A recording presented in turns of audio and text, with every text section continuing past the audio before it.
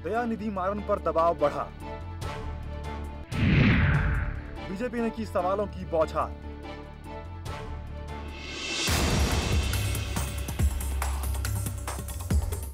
केंद्रीय कपड़ा मंत्री दयानिधि मारन को लेकर तहलका पत्रिका की ओर से किए गए खुलासे के बाद बीजेपी ने भी हमला बोल दिया है। बीजेपी ने दयानिधि मारन से सीधे सवाल किए हैं। बीजेपी ने मारन से सीधे 4 सवाल पूछे हैं और कहा है कि वो पहले इनका जवाब दें।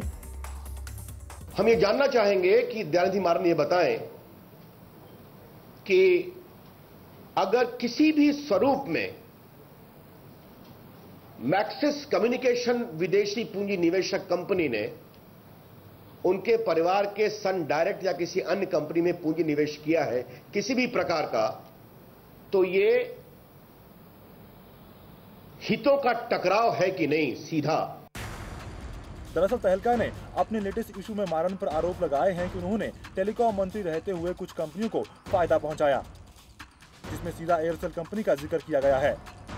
बीजेपी का कहना है कि प्रधानमंत्री को भी इस मामले में अपना स्टैंड क्लियर करना चाहिए, क्योंकि जिस वक्त मारन टेलीकॉम मिनिस्टर थे उस वक्त स्पेक्ट्रम आवंटन को अधिकार प्राप्त मंत्री समूह से मंत्रालय तक सीमित कर दिया गया था। हम प्रधानमंत्री से जानना चाहेंगे कि इसकी सफाई होनी चाहिए। The prime minister must clarify this position. जानबूझकर की लाइसेंस जारी करने में देरी।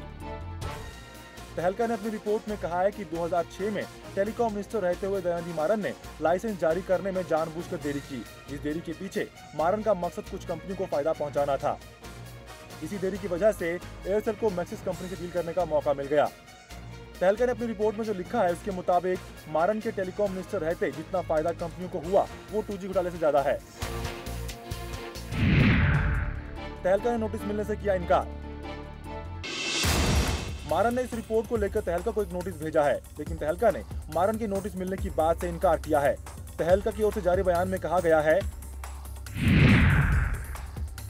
हमें अभी तक मारन की ओर से भेजा गया नोटिस नहीं मिला है, लेकिन खबर की गंभीरता को देखते हुए हम समझ रहे हैं कि ये महज धमकी है।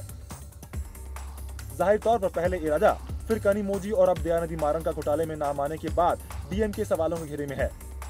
वहीं यूपीए का सहयोगी होने के नाते प्रधानमंत्री पर भी कैबिनेट में डीएम के मंत्रियों को लेकर जवाबदेही बढ़ गई है।